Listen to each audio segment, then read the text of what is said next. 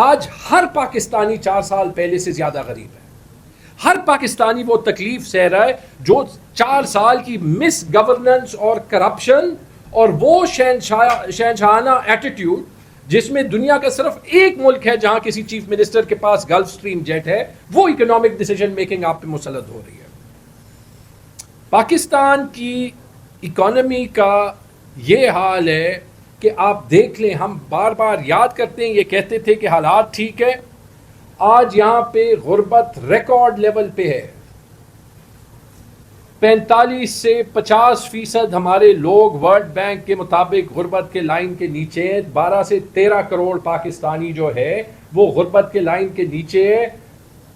آج پاکستان دنیا کے 10 سب سے زیادہ فوڈ انسیکیور نیشنز میں سے ہے جہاں لوگوں کو خوراک نہیں مل رہا.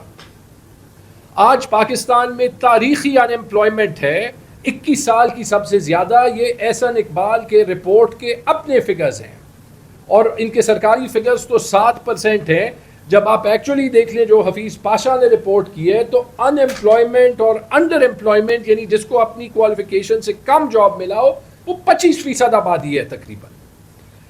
اب ان حالات میں دیکھ لیں کہ جو ایک چیز یہ حکومت کلیم کرتی تھی کہ انہوں نے مہنگائی پہ کنٹرول کیا ہے, تاریخ اس حکومت کو مہنگائی کی 2 لہروں کے لیے یاد رکھے گا. عمران خان کی حکومت جھوٹے ووٹ آف نو کانفیڈنس سے گرائی اور اس کے اگلے 2 سال میں 40% مہنگائی آئی. روپے جو ہے وہ 170 180 سے 300 روپے تک گرا ڈالر کے خلاف اور عام آدمی کی قوت خرید آدھی ہو گئی.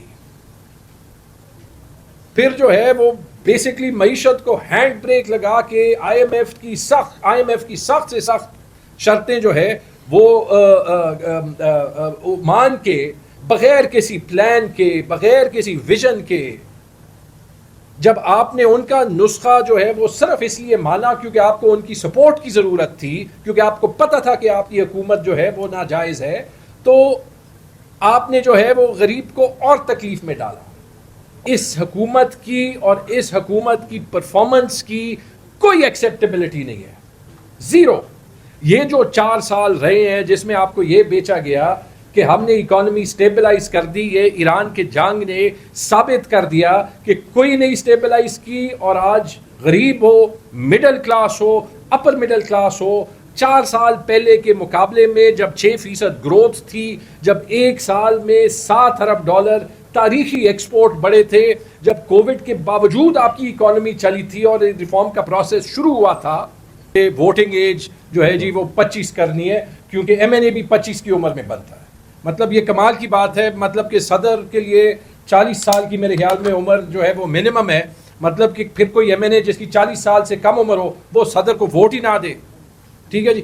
سلمان صاحب نے کہا, میں یہ پوائنٹ جو ہے وہ ریٹریٹ کرنا چاہتا ہوں, دنیا میں کوئی ملک نہیں ہے آج جہاں پہ 18 سے ووٹنگ ایج زیادہ کی ہو.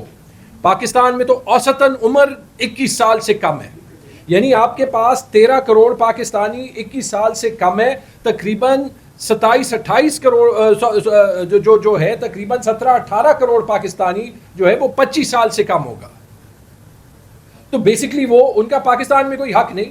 اب کہیں تو دیکھ لینا, یہ کل میں نے صرف یہ نکالا, جیسے یہ بھی کہا گیا دنیا میں رواج کیا ہے 18 سے ووٹنگ ایج کم کرنا.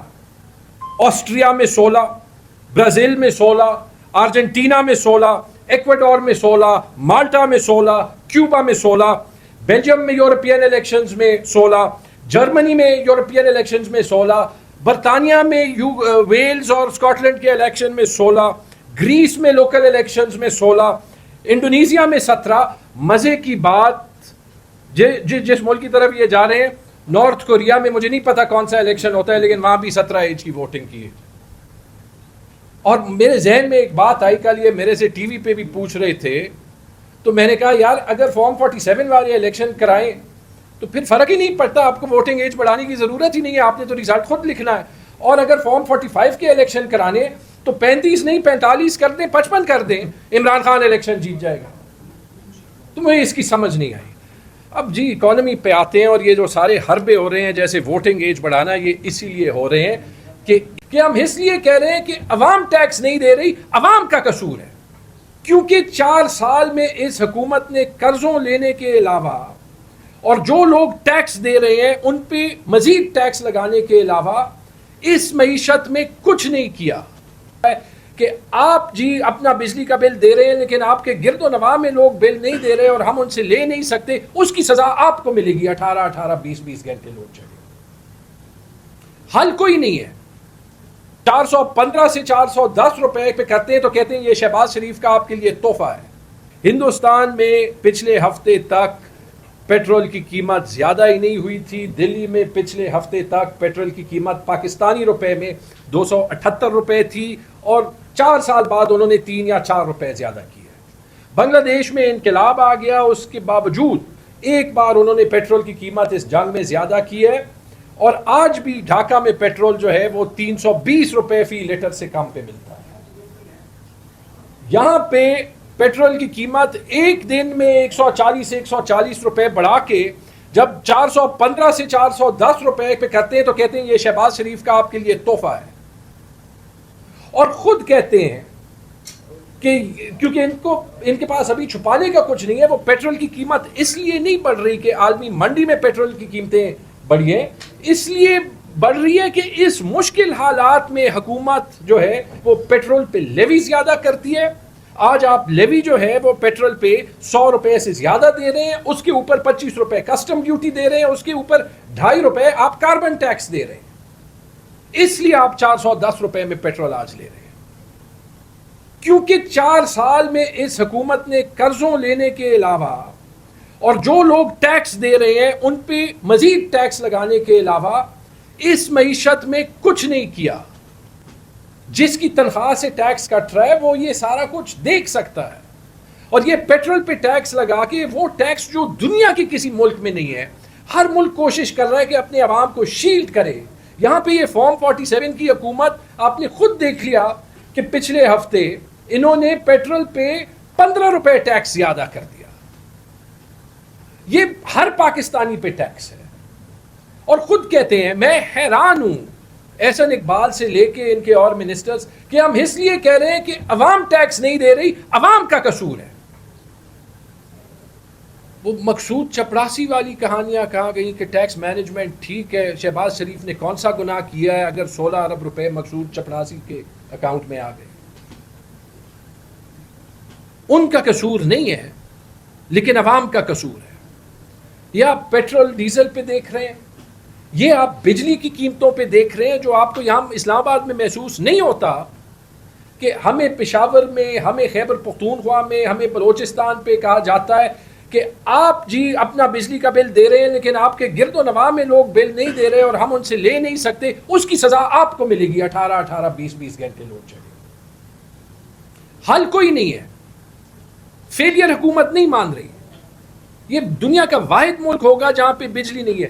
پھر اگر آپ سولر پینل لینے کی کوشش کریں تو اس پہ آپ کو قصوروار ٹھہراتے ہیں، سولر پینل پہ ٹیکس زیادہ کرتے ہیں، نیٹ میٹرنگ کے ریٹس کم کرتے ہیں، کہتے ہیں آپ غریب سے چھین رہے، غریب کو تو آپ بجلی دے ہی نہیں رہے۔ پھر جب لوڈ شیڈنگ زیادہ کرتے ہیں تو کہتے ہیں یہ ہم آپ کو ریلیف دے رہے ہیں، بجلی نہیں دیں گے تو آپ کا بل کم ہوگا۔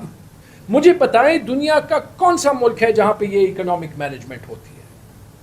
یہ ابھی دوبارہ بجٹ آئے گا، اس میں ان کو IMF نے کیا کہا ہے؟ آپ کو مزید 430 ارب روپے ٹیکس بڑھانے ہوں گے، اگر آپ نے کہیں ٹیکس کم کرنے ہیں تو آپ کو کہیں اور ٹیکس بڑھانا ہوگا۔ مطلب IMF کو ان پہ کوئی بھروسہ نہیں ہے کہ یہ اپنے پلانز کو امپلیمنٹ کر سکتے ہیں، اس لیے وہ 1 روپے کا حساب مانگتے ہیں۔ دنیا کا کوئی IMF پروگرام نہیں ہے جہاں پہ IMF بجٹ سے پہلے آ کے یہاں پہ بیٹھ جاتی ہے کہ ہمیں ایک نمبر دکھاؤ۔